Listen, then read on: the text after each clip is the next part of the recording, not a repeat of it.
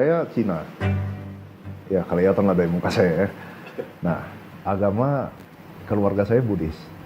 Ya seminoritas itulah saya. Bekerja di KPK sejak Oktober 2005. Saya salah satu penyidik KPK, dinyatakan tidak memenuhi syarat untuk menjadi ASN melalui proses tes wawasan kebangsaan itu. Apa pendapat Anda tentang OPM, DITI, tentang HTI, tentang FPI, lalu apa pendapat Anda tentang LGBT? Nggak ada korelasinya sama sekali dengan pemberantasan korupsi.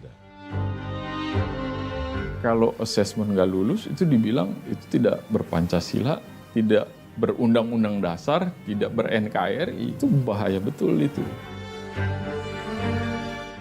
Saya menangani salah satu kasus yang mungkin menjadi atensi nasional, yaitu Bansos. Anggota DPR ada yang waktu itu jual beli jabatan di Kementerian Agama itu. Saya pernah tergabung di penanganan perkara simulator. Menemui orang yang sedang berperkara itu dilakukan oleh Deputi Penindakan, lalu naik helikopter itu dilakukan oleh ketua, yang kemudian saya ikut nentang dan lain-lain. Ya mungkin wajar aja kemudian nama saya itu masuk dalam radar beliau. Saya Kristen. Apa dasarnya dibilang Taliban? Saya juga ke gereja. Maksudnya kalau di KPK beneran ada Taliban, emang bisa orang kayak saya hidup di situ 4 tahun loh. Nama saya Benedictus Siumlala Martin, panggilannya Beni. Namaku Rizwin. Nama saya Herbert Nababan. Nama saya Andre Dedi Nainggolan. Nama saya Rasamala Aritonang.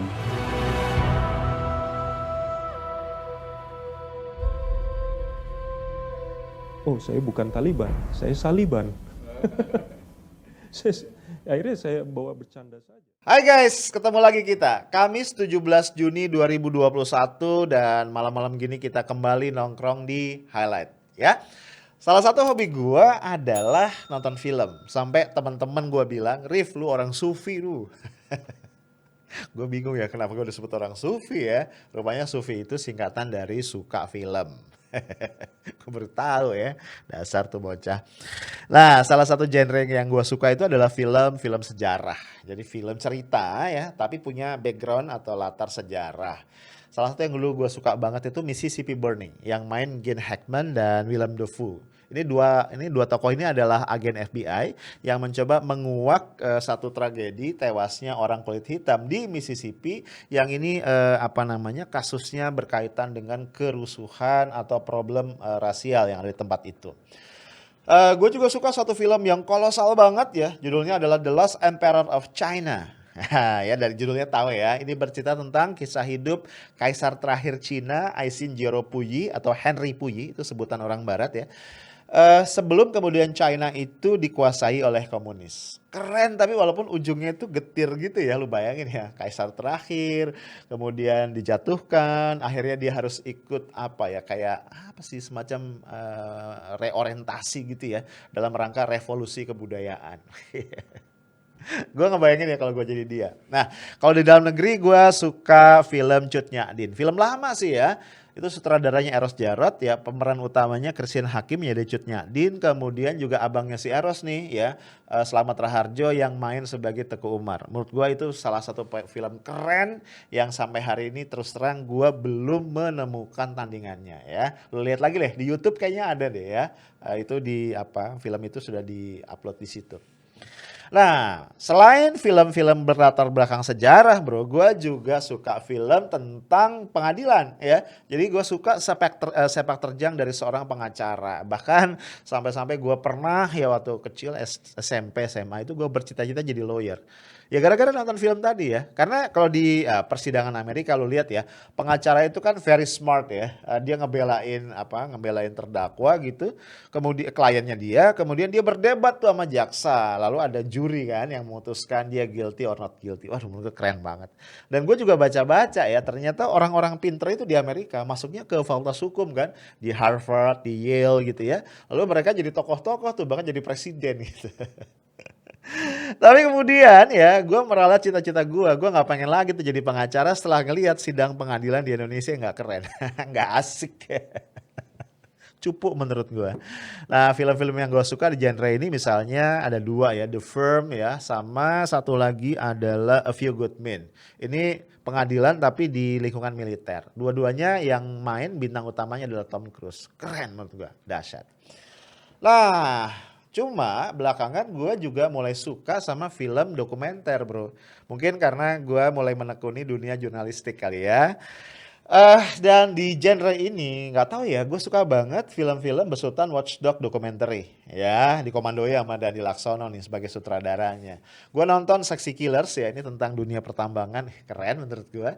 Dan belakangan gue lagi asik melototi film The Endgame. Ini juga besutan Dani Laksono yang bercerita tentang perjalanan dia dari KPK sejak lahir sampai akhirnya sekarang mati suri gara-gara perubahan undang-undang, pergantian pimpinan, dan terakhir gongnya adalah tes wawasan kebangsaan yang memakan korban 75 pegawai KPK yang dinyatakan tidak lulus.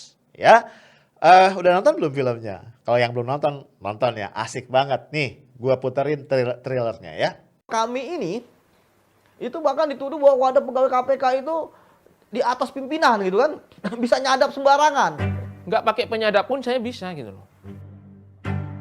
Atau OTT gitu ya, penggeledahan gitu. Untuk melakukan penangkapan perlu surat apa tidak? Perlu.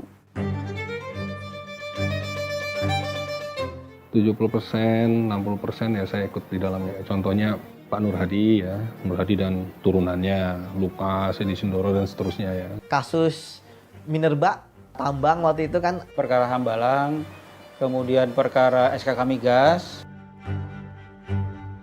namanya BDM, bela diri militer. Kita diajarkan menembak juga. Yang kiri saya buta permanen, yang kanan saya hanya melihat 50% lah. Penonaktifan ini 74 ini banyak dilandasi oleh kasus-kasus yang ditangani. Ya pendapat pribadi saya ini grand design. Bansos saya nggak ikut. Bansos saya nggak ikut. Nah, itu saya ikut. Senturi, IKTP, TPPU, dan tindak pidana korupsi Bupati Bangkalan yang dulu ratusan miliar kan. Reklamasi saya ikut. Waktu itu sempat kita mau melakukan penangkapan, tim lapangan justru malah ditodong senjata. Iya, inisialnya HM. Saya itu tahu di mana Mas Iku berada. Tinggal saya ambil ini. Nama saya Rizka Anumunata. Nama panjang saya Harun Al-Rasyid. Nama saya Budi Agung Nugroho. Nama saya Yudi Purnomo Harahap. Novel punya Margat Baswedan.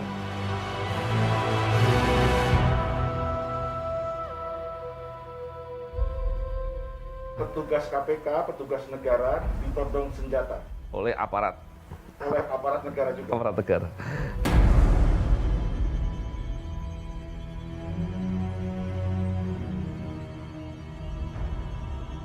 Saya SK 652 dicabut sore ini. Malam bungkus. Saya bungkus. Guys, filmnya cukup panjang ya. Total itu 1 menit 57 detik. Dan memang mostly isinya adalah interview ya. Dandi Laksono ini menginterview beberapa orang dari 75 pegawai KPK tadi yang dinyatakan gagal nih dalam tes wawasan kebangsaan. Tapi ternyata ya, memang gayanya Dandi ini keren menurut gue ya. Interview tadi oleh dia dibungkus nih ya, jadi ada satu benang merahnya ya. Kemudian juga ada pemeran tambahan ya, menurut gue penting banget perannya yang kemudian menjahit semuanya ya. Tokoh itu namanya Nanang Farid Sam. Gue kenal sih karena beberapa kali gue ketemu dan kolaborasi ngasih pelatihan ya. Udah Nanang karena dia orang Padang ya. Udah Nanang ini adalah mantan pegawai KPK, mundur di tahun 2020 bulan Desember. Kalau nggak salah bareng-bareng sama siapa? Febri Diansyah ya, mantan kepala Biro Humasnya KPK, Jubir KPK. Nah dia ini juga sempat lama jadi ketua wadah pegawai KPK. Jadi kalau dilihat di film itu ya, Nanang memang tidak jadi tokoh yang diwawancara karena dia bukan pegawai KPK lagi, tapi bagaimana dia kemudian naik motor gitu ya, dia ketemu tokoh-tokoh dari beberapa institusi dalam konteks apa? Memberikan advokasi, ya mendukung, mensupport ya teman-temannya yang 75 itu yang dinyatakan tidak lulus. Dan gue inget banget ya quote saya dari kata-katanya Nanang, dia mengatakan ini bukan sekedar tentang Nanang ya, tapi ini tentang masa depan anak-anak saya, keluarga saya dan keluarga lainnya. Ya, dia mengajak kita membayangkan kalau satu saat Indonesia itu bebas korupsi. Wah, itu dahsyat. Menurut gue luar biasa. Tapi satu ya yang menurut gue menyentuh banget ya. Nanang ini 15 tahun ya kerja di KPK sebelum akhirnya resign. Tapi kemana-mana masih naik motor bro. Gue bilang luar biasa. Itu kalau pejabat ya, pejabat lain nih 15 tahun. Gak tahu udah naik apa kali ya, naik pesawat jet pribadi kali. Nah guys, film ini ya itu terbagi jadi beberapa blok, itu istilah gue aja ya, ada beberapa bagian gitu. Yang tadi dijahit ya dengan peran Nanang tadi yang jalan kemana-mana. Adegan pembukanya itu simpel banget ya, cuma ada bundaran HI. Cuma memang ditunjang dengan musik ya, pemilihan musiknya itu gimana gitu ya. Nah bundaran HI itu menurut gue jadi puitis ya, karena bagaimanapun kan bundaran HI itu salah satu ikon Jakarta, bener gak sih? Dan kalau kita lihat bundaran HI itu seperti apa, membawa harapan satu Indonesia yang lebih baik, lebih beradab, lebih keren gitu kan, lebih modern ya. Di situ gue ngerasa ada sesuatu apa yang getir ya. Ternyata Indonesia itu ya nggak seindah bundaran HI ya, apalagi dalam konteks korupsi yang udah menggurita kemana-mana. Jadi menurut gue ya pilihannya Dandi Laksono membuat adegan pembuka yang kayak gitu itu patut diacungi jempol. Nah, kita lihat ya, blok-blok dalam film ini seperti apa aja. Blok pertama itu ya sederhana banget ya. Ada layar hitam, lalu ada tulisan putih atau kuning ya, putih kalau gue nggak salah. Itu kayak caption yang cerita lintasan sejarah KPK sejak lahir ya. Lahir di 2003 bulan Desember, ya memang waktu itu presidennya Mega. Ya, dan Bu Mega kan sering banget mengklaim ya, KPK itu saya yang dirikan loh. Enggak ya, Ibu Mega cuma tanda tangan undang-undangnya doang. Karena sebenarnya gagasan tentang KPK ini lahir jauh sebelumnya dan ini anak kandung reformasi kan gitu ya, 98 ya. Sejak zaman Pak Habibie jadi presiden udah didiskusikan, intens banget di masa Gus Dur ya kan.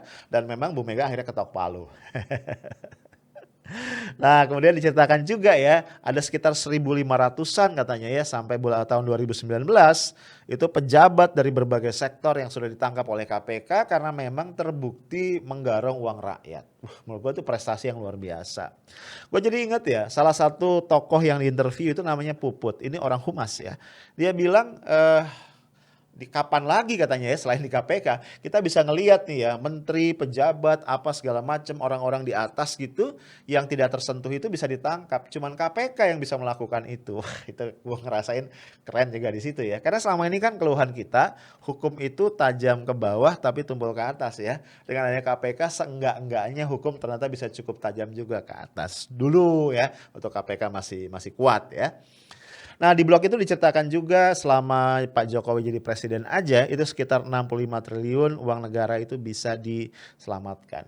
Nah di blog ini juga nih di bagian opening berarti ya itu digambarkan tuh beberapa kasus besar yang ditangani KPK. Kayaknya ini semacam memberikan background ya di mana permasalahan mulai timbul. Misalnya kasus helikopter Gubernur Aceh, kemudian kasus simulator SIM yang melibatkan Joko Susilo ya Kakor Lantas, ini bintang 3 loh bro, jangan main-main, kasus bansos dan beberapa kasus lain. Nah, rupanya kita ingin diberikan satu gambaran ya ada satu benang merah bahwa setiap KPK itu ya berhadapan dengan kasus-kasus besar ya yang menyangkut petinggi dari lembaga penegak hukum yang lain itu biasanya kemudian timbul konflik gesekan dan KPK itu dihajar. Ya misalnya kita kenal ada istilah cicak versus buaya. Itu berjilid-jilid loh bro. Ya cicak buaya 1 ya itu 2008-2009 kalau gua nggak salah. Ini kasusnya Susno Duaji ya. Jadi bagi lo yang nggak tahu ya, yang disebut cicak itu KPK karena kecil baru lahir gitu ya. Buaya itu polisi gitu ya. Ada berjilid-jilid tuh bro. Jilid 1 itu Susno Duaji ya, waktu itu salah satu petinggi kepolisian. Jilid 2 itu terjadi ketika KPK memproses dugaan korupsi pengadaan simulator SIM melibatkan tadi Kakor Lantas Polri Irjen Polisi Joko Susilo ya. Kemudian juga ada Cicak versus Buaya 3 ya. Ketika itu KPK sedang mulai menyelidik kasus rekening gendut yang melibatkan Komjen Pol Budi Gunawan. Nah, ini juga petinggi polisi juga. Tapi kemudian sejarah berkata lain ya. Bisa diselamatkan nih Budi Gunawan. Ya sekarang jadi kepala BIN deh. Nah ini di blog yang pertama ya. Jadi bercerita tentang apa? Gue bilang tuh gambaran besar dari persoalan-persoalan yang terkait dengan KPK. Nah, kemudian bro di blok yang kedua ini mulai masuk nih ya. Upaya-upaya pelemahan KPK itu mencapai momentum yang sangat dahsyat ketika satu adalah revisi dari Undang-Undang KPK tahun 2019. Itu digambarkan di situ ada demo besar-besaran ya dari mahasiswa, komponen-komponen masyarakat sipil ya. Bahkan gua ngeliat di situ ada Mbak Najwa ya, Najwa Shihab tuh di depan gedung KPK. Waktu itu tema demonstrasi ya, aksi dari massa itu adalah reformasi di korupsi. Ya karena memang tadi ya, salah satu simbol keberhasilan reformasi itu kan tegaknya KPK ya. Ketika KPK dilemahkan ya dengan undang-undang tadi, ini jelas-jelas adalah upaya untuk mengkorupsi ya, reformasi mengkorupsi cita-cita besar dari reformasi 98. Nah waktu itu ya, seingat gue ya, salah satu tuntutan massa itu adalah agar Pak Jokowi itu mengeluarkan satu perpu untuk membatalkan revisi Undang-Undang KPK. Tapi apa daya ya, ibarat peribahasa anjing menggonggong, kafilah berlalu. Jalan terus, perpu tidak pernah diterbitkan. Bahkan di video tadi di Endgame itu dikutip tuh ya, ditayangkan cuplikan pidato Pak Jokowi yang mengatakan Undang-Undang KPK itu sudah berusia 17 tahun sehingga dibutuhkan satu revisi terbatas untuk memastikan bahwa pemberantasan korupsi tetap berlangsung secara efektif. Manis banget ya. Ujungnya adalah KPK dilemahkan bahkan dibikin mati suri. Gue nggak tahu ya pas Pak Jokowi bicara kayak gitu tuh sadar apa enggak, I don't know. Nah itu di blok yang kedua ya. Nah terus ya sampai diceritakan juga di situ setelah revisi undang-undang kan kemudian pergantian pimpinan KPK ya. Digambarkan loh prosesnya, gue baru lihat ya bagaimana ada sidang DPR di Komisi 3 ya, ada voting untuk memilih pimpinan-pimpinan KPK dari calon-calon yang diajukan oleh pansel, dan bagaimana akhirnya ya Firly Bahuri itu kemudian kepilih jadi ketua KPK karena dapat suara terbanyak. Padahal ya Firly ini waktu menjadi deputi penindakan di KPK di periode sebelumnya itu sudah terbukti melakukan beberapa pelanggaran etika yang cukup berat bro ya. Bahkan kalau kita lihat di film itu ya, di videonya itu ada seorang tokoh ya, seorang penyidik KPK yang masuk juga nggak lulus tuh ya dalam 75 orang itu, namanya Hasan. Itu cerita bahwa dia termasuk orang yang sempat melaporkan Firly waktu jadi deputi itu ke pimpinan KPK. Ya karena ada dugaan-dugaan nih, soalnya gini, di masa Firly itu jumlah OTT itu banyak banget ya, tapi kebocoran juga banyak ya. Jadi di Tenggarong ini ada perannya Firly di situ. Ya belum lagi tadi pelanggaran etik yang cukup berat. Tapi sayangnya sebelum Firly sempat diproses ya dikenakan sanksi etik, udah ditarik balik nih ya sama institusinya yaitu kepolisian. Balik lagi ya, mencalonkan diri jadi pimpinan KPK dan kepilih. Itu digambarkan bagaimana sidangnya, sidang DPR maksud gua, kemudian proses votingnya segala macam sampai kepilih, sampai dinyatakan, di-announce gitu ya. Di situ wakil ketua DPR-nya masih Fahri Hamzah. Gua pas adegan itu sebel banget, aduh gitu ya. Gak tau kenapa ya, pas menyaksikan momen-momen 5 pimpinan KPK baru itu muncul gitu kan, itu gua ngerasa ini dia nih orang-orang yang memang didesain untuk tadi menghancurkan KPK. Itu diceritakan oleh Hasan ya tadi ya, salah satu penyidik KPK yang gak lolos itu. Dia bilang gini, dia menyaksikan tuh ya di TV momen-momen tadi pemilihan ketua KPK, pimpinan KPK sampai pelantikan itu sampai jam 1 dini hari. Dia bilang ketika itu air matanya menetes, dia menangis karena dia ngerasa mungkin ya this is the end lah kira-kira gitu ya. Dia bilang justru ketika TWK itu hasilnya keluar, ada yang dinyatakan tidak lulus termasuk dirinya, dia nggak marah, dia nggak sedih, karena sudah bisa diduga ya dengan komposisi pimpinan KPK seperti tadi ya ujungnya akan seperti ini. Tragic ya, tragic banget. Nah, filmnya terus bergulir ya bro ya. Udah Nanang tadi terus jalan dengan motornya kemana-mana gitu kan ya. Ketemu dengan YLBHI, ya, ke Komnas HAM, ketemu dengan lembaga bantuan hukum di PP Muhammadiyah segala macam. Nah, ujungnya adalah masuk ke core dari film ini yang bercerita tentang keanehan-keanehan yang terkait dengan tes wawasan kebangsaan. Ya. Di situ kan memang dikutip ya dicuplik satu video kayaknya dari Cokro TV ya. Di situ ada sosok Denny Siregar ya. Biasa dengan gaya yang provokatif dia mengatakan bukan rahasia lagi di KPK ada polisi Taliban. Jadi memang kayaknya nih ya 75 pegawai yang dianggap nggak lulus ini dinyatakan lulus ini di frame ya.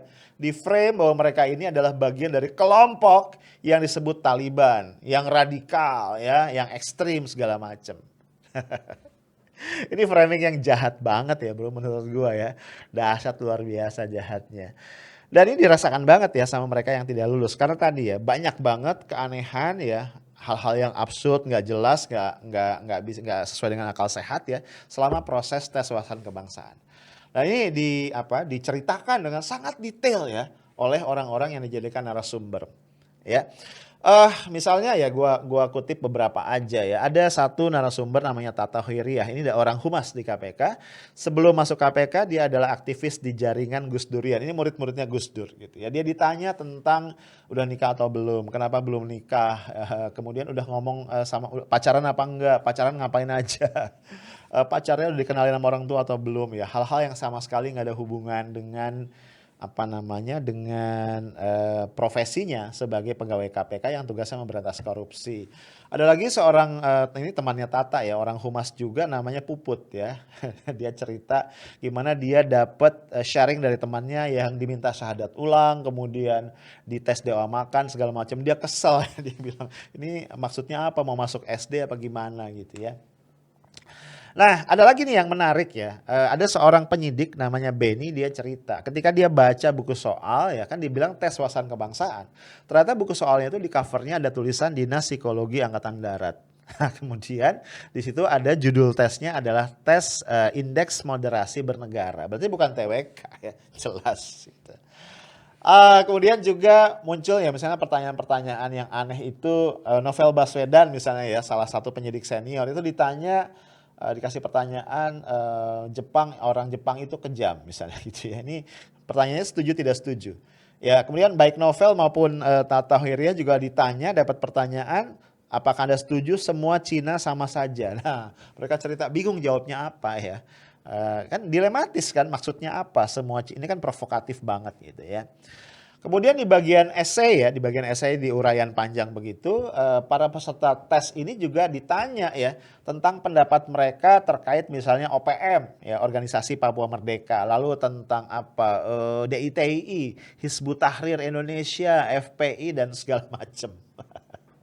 Yang kita udah bisa bayangin ya, ini mengarah kemana. Jadi kayaknya memang ya dugaannya kuat banget tes wawasan kebangsaan ini dibangun ya dengan satu paradigma bahwa di KPK ada orang-orang radikal, which is adalah nggak masuk akal ya. Apalagi Taliban segala macam. Karena kalau dicek ya dari 75 orang yang tidak lulus tes itu ya profilnya kan digambarkan betul ya di film ini. Itu ada beberapa cukup banyak yang beragama bukan Islam, non-Muslim ya. Saudara-saudara kita yang beragama lain ya. Yang gue catat misalnya ada penyidik namanya Mas Benny. Mas Benny ini Kristen. Lalu ada Nainggolan, ini juga Kristen. Lalu ada Rasa Mala, ini juga Kristen ya.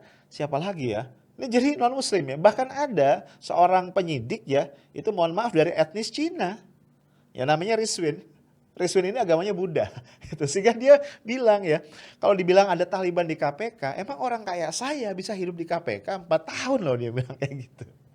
Ya, nah dengan keanehan-keanehan itu bro, akhirnya mau tidak mau ya disimpulkan nih oleh para narasumber ya, orang-orang yang diwawancara sama Dhani di film ini, memang ada upaya ini adalah screening ideologi, kayaknya begitu ya. Ini ada upaya untuk menyingkirkan orang-orang tertentu. Ya walaupun dikutip juga di situ ya statement dari Firly yang dengan tegas mengatakan tidak ada upaya penyingkiran siapapun ya. Karena faktanya soalnya sama, modulnya sama, waktunya sama. Iya sih ya kan. Tapi ketika memutuskan lulus nggak lulus kan pertimbangannya nggak sama. Gue sebel kalau Pak Firly ngomong ya, karena argumentasinya itu apa ya, klise, basi, dan gak logik gitu ya. Iya tesnya sama, tapi kan ketika memutuskan siapa lulus siapa enggak, kita nggak pernah tahu normanya apa. Apalagi ya semua narasumber itu mengatakan ketika wawancara itu keanehannya itu luar biasa ya. Bagaimana misalnya pewawancaranya tidak memperkenalkan diri, tidak bilang mereka dari institusi mana gitu ya.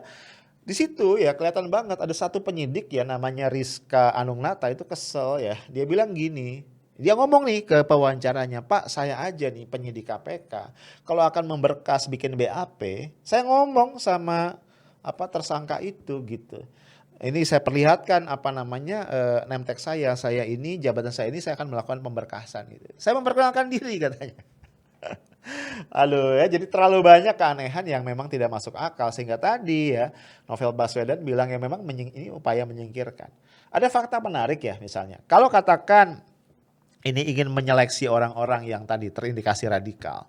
Ya, ada pengakuan dari Rasa Mala, salah satu penyidik. Dia bilang begini, saya ditanya tadi ya tentang HTI segala macam. Dan dia kan Kristen ya. Dia bilang saya jawabnya netral-netral aja. Saya bilang saya nggak setuju ya sama pemikiran dari kelompok-kelompok tadi. Tetap dia nggak lulus bro.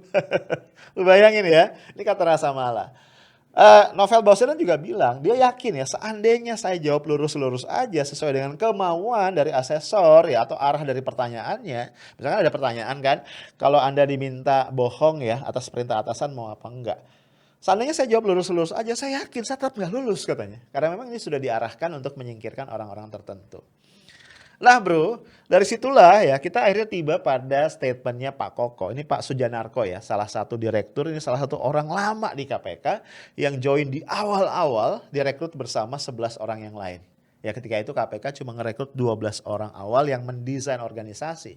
Nah Pak Koko ini bilang, akhirnya mau nggak mau katanya dia membenarkan ya terkonfirmasi ya bahwa ada klaster nih dari 75 orang itu ada klaster dari orang-orang yang nggak lulus ya.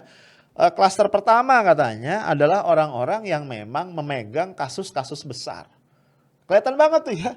Ya beberapa penyidik yang nggak lulus ya, Rizka Anungnata, Novel Baswedan, ada Mas Budi namanya, kemudian Hasan gitu ya. Satu lagi Harun Al-Rashid gitu. Itu orang-orang yang memang menangani kasus-kasus yang jumbo ya. Dari mulai IKTP, simulator SIM tadi yang melibatkan petinggi Polri, kemudian rekening gendut, apalagi korupsi bansos di Kemensos ya.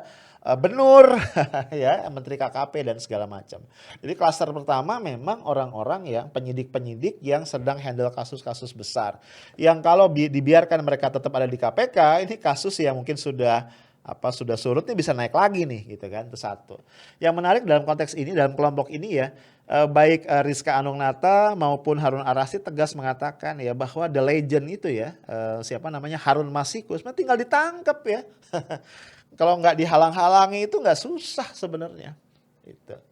Ya. Kemudian ada lagi klaster yang kedua adalah klaster dari wadah pegawai KPK, para pengurus wadah pegawai KPK yang sebenarnya dianggap berada di atas pimpinan, menjadi KPK informal gitu kan ya. Mereka bisa melakukan penyadapan tanpa izin pimpinan segala macam. Semuanya dibantah ya oleh ketua wadah pimpinan yang juga nggak lulus ya, yaitu Yudi Purwanto gitu ya. Yudi Purnomo kalau gue nggak salah. Mas Yudi ya, ini lulusan dari ilmu sejarah UI. Ya, kemudian jadi penyidik ya, dan sekarang jadi ketua wadah pegawai. Dibantah juga sama Puput yang juga pengurus dari wadah pegawai. Jadi kayaknya wadah pegawai ini didiskreditkan karena memang kita tahu ya wadah pegawai ini cukup kencang ya menolak revisi undang-undang KPK dan juga menolak Firly dijadikan pimpinan KPK. Karena mereka pasti punya catatan ya, Firly ini adalah orang yang bermasalah di masa lalu. Itu klaster kedua ya, orang-orang yang aktif di wadah pegawai. Kemudian Pak Koko juga melihat klaster ketiga adalah mereka yang sebelumnya adalah pengawas internal yang memeriksa Firly, melaporkan Firly ketika Firly jadi deputi penindakan dengan segala kasus pelanggaran etikanya. Kelompok ini kena, bahkan ada seorang deputi di sana kena juga nggak lulus TWK. Lalu satu kelompok lagi, satu klaster lagi kata Pak Koko adalah para sespim ya, sekretaris pimpinan ya, mungkin dianggap tahu banyak rahasia atau dulu kurang menservis pimpinan dengan baik atau gimana, kita nggak tahu. Nah, jadi ini blok yang keberapa tadi? Yang kedua ya dari film ini yang bercerita tentang dinamika tadi ya, interview bagaimana para narasumbernya mengungkap ya kejanggalan-kejanggalan seputar TWK. Blok berikutnya bro dari film ini yang menurut gue paling menyentuh itu adalah bagian yang bercerita tentang latar belakang dari orang-orang tadi nih. Para narasumber sebagian dari 75 pegawai KPK yang dinyatakan galus TWK. Gue menyaksikan banget gimana mereka adalah orang-orang yang sangat tulus, yang sangat cinta pada bangsa ini, yang meninggalkan profesi-profesi lama mereka untuk sebuah perjuangan yang lebih besar ya. Misalnya ada orang-orang lulusan PTIK yang meninggalkan kepolisian karena mereka ingin tadi ya memberantas korupsi. Tentu Novel Baswedan, ada Mas Budi, ada tadi Nainggolan ya kan. Nainggolan ini lucu ya, karena dituduh-tuduh Taliban, pada dia Kristen dia bilang saya bukan Taliban, saya Saliban katanya. Ketawa geli banget ya. Ini satu kelompok ya. Kelompok yang lain adalah mereka-mereka ini banyak ya orang-orang sipil ya. Misalnya tadi Tata Hoiriah sebelum masuk ke KPK dia ada di jaringan Gus Durian ya. Dia ikut demo tuh ya waktu Cicak versus Buaya jilid 2 jilid 3 dan dia mengatakan sebagai murid Gus Dur ya, gerakan anti korupsi itu satu hal yang diajarkan betul oleh Gus Dur kepada dirinya. Lalu Puput ini sebelumnya adalah wartawan Tempo. Lalu pindah ke KPK karena waktu dia di Tempo itu dia sering melihat senior-seniornya meliput kegiatan pemberantasan korupsi oleh KPK. Lalu ada beberapa konsultan ya, ada Farid ya, Farid tadinya konsultan manajemen ya, konsultan human capital, sempat bekerja sama dengan KPK untuk nyusun sistem dan akhirnya dia jatuh cinta sama KPK karena dia pikir ini organisasi yang dia ingin masuk di dalamnya. Lalu ada lagi konsultan juga tadi Hasan, dia konsultan appraisal sebenarnya ya. Dia direkrut karena waktu itu salah satu modus korupsi itu adalah pejabat negara itu akan beli aset ya dengan harga yang tidak wajar gitu. Jadi seorang appraisal sangat dibutuhkan. Lalu ada Herbert ini gua lupa, tapi dia orang sipil juga ya, penyidik sipil. Sehingga ketika dia menyidik simulator SIM misalnya itu ditanya sama Dandi, emang lu gak takut gitu, padahal lu orang sipil. Dia bilang kenapa harus takut gitu, dahsyat ya. Lalu ada lagi guru ya, Benny itu guru ya, lupa ini guru kemudian jadi penyidik KPK. Yudi Purwanto apa Purnomo ya? Yudi Purnomo Harahap yang jadi ketua wadah KPK, wadah pegawai KPK, itu lulusan sejarah. Tapi menurut gua yang paling unik dari semua narasumber itu adalah Rizwin. Rizwin ini kayak bocah gitu ya. Rizwin ini etnisnya Cina ya, sukunya Cina. Sebelumnya dia tuh lulusan teknik kimia atau apa gitu gua lupa. Bukan. Dia teknik sipil. Ya dia pernah di konsultan sipil gitulah ya, konsultan konstruksi. Dia join ke KPK. Ya lu dahsyat ya. Dia sempat orang tuanya itu sempat termakan dengan isu-isu Taliban begitu dan dia bilang ya kalau betul ada Taliban ya mungkin lah anakmu ini bisa bertahan di KPK. Ya, yang menarik juga di situ digambarkan sosoknya Harun Ar-Rasyid. Ya, ini salah satu penyidik senior ya, penyidik utama. Sebelumnya dia adalah penyelidik di KPPU ya, komisi persaingan usaha. Ya, komisi persaingan usaha. Dia pindah ke KPK karena dia pengen sesuatu yang lebih besar. Ternyata Cak Harun ini orang asli Madura dan dia punya pesantren. Nah, di blok kedua ini ya, gue menyaksikan sosok-sosok tadi yang luar biasa, motivasinya dahsyat, meninggalkan kehidupan yang lebih nyaman, lebih enak, masuk ke KPK, karena dia pengen kontribusi lebih besar untuk negara ini. Bagian yang juga sangat menyentuh sebenarnya juga adalah blok yang terakhir ya. Ini cerita babak akhir nih.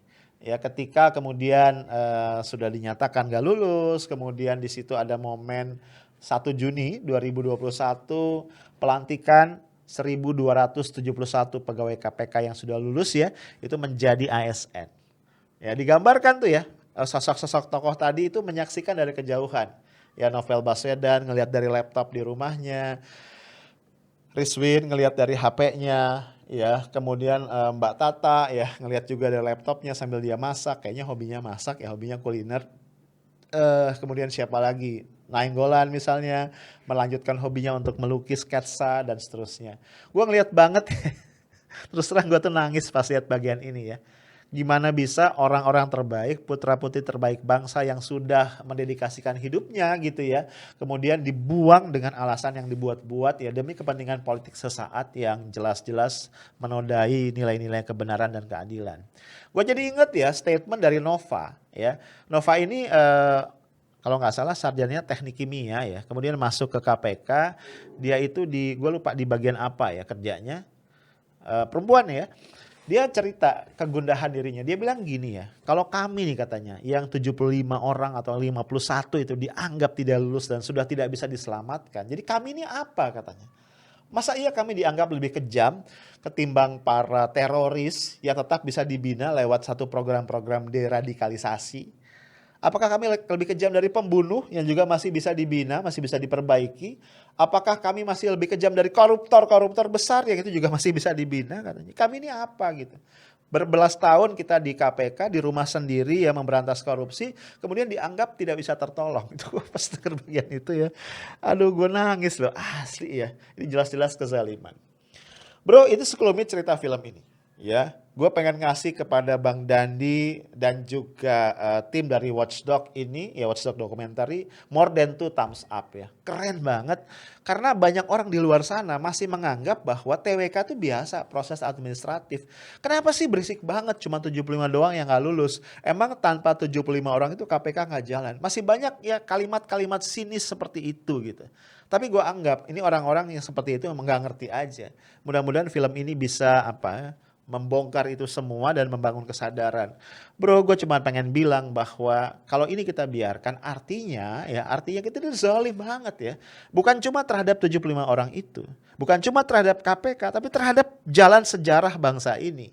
Ya, gue malu aja kalau tercatat di masa gue hidup ya sebagai satu bagian dari warga negara yang besar ini, ya lembaga sebaik KPK, lembaga yang merupakan anugerah Tuhan buat kita, itu kita biarkan dimatikan oleh tangan-tangan kotor yang tidak bertanggung jawab. Menurut gua, kita harus berpikir at all cost by all means untuk menyelamatkan KPK. Again ya, the highest appreciation untuk Bang Dandi, untuk Mas Dandi Dwi Laksono, untuk tim dari Watchdog Documentary, dan buat lu semua yang belum nonton, gua wajibin lu semua untuk nonton ya. Linknya akan gua kasih di kolom deskripsi. Itu aja guys dari gua. Stay tough, smart, and professional. Assalamualaikum warahmatullahi wabarakatuh.